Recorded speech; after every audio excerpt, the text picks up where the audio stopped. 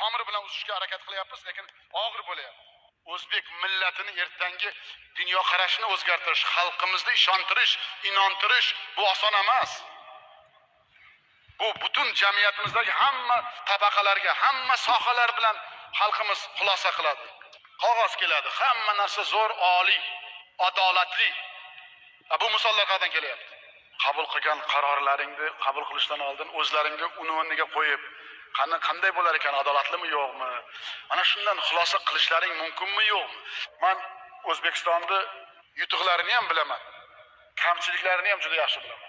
Agar bu kamchiliklarni o'zimiz hal qilmasak, bizni chetdan kelib hech kim hech qachon qilib bermaydi, shuni bilinglar. Uni biz qilishimiz kerak.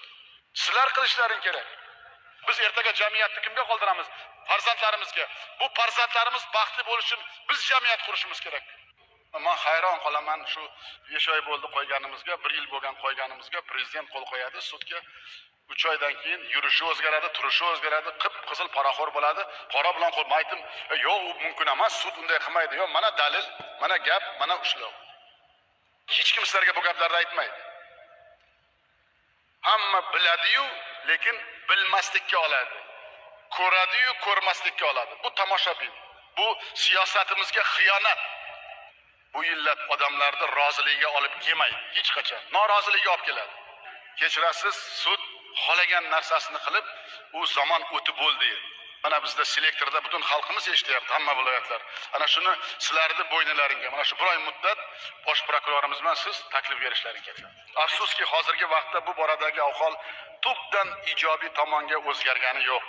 50 nafar sudya jinoiy javobgarlikka tortildi. Joriy yilning o'tgan 6 oy davomida 7 ta sudya jinoyatga qo'l urdi. Misol uchun, Andijon viloyati xo'jalik sudi raisining o'rinbosari Abdullayev fuqaro Nuraliyevdan 150 ming AQSh dollari olayotgan paytda qo'lga olindi.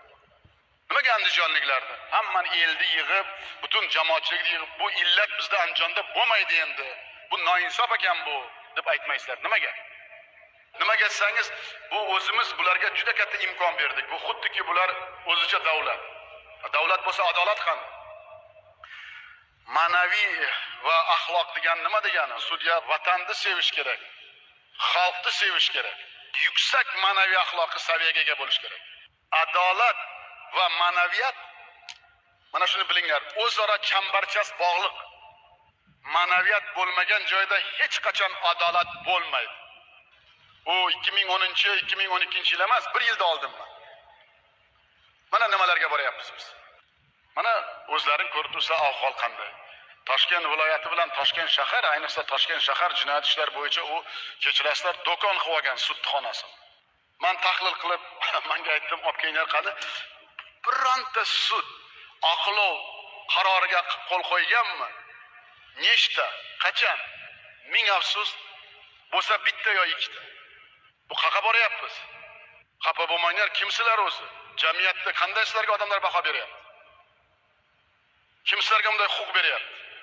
Aksariyat hollarda aybsiz shaxslarni oqlash uchun to'liq asoslar bo'lsa-da, jinoyat ishlari turli soxta bahonalar bilan qo'shimcha tergovga qaytarib kelishadi. Albatta jazo, yana bir marta jazo. Qaysi ustoz sizlarga buni o'rgatgan? Qaysi jamiyatda yashayapsizlar? Nima uchun men bu gaplarni gapiryapman? Kim qila oladi hozirgi adolatni? Kim ishonadi? Men bugun yangi rahbar bo'lib hamma yerga borib gapiryapman. Adolat deb. Bu yerda menga ishongan sudyalar adolatsizlik chiqsa, bitta fuqaromizni ham adolatsizlik hukm chiqarish, u xiyonat, siyosatga xiyonat.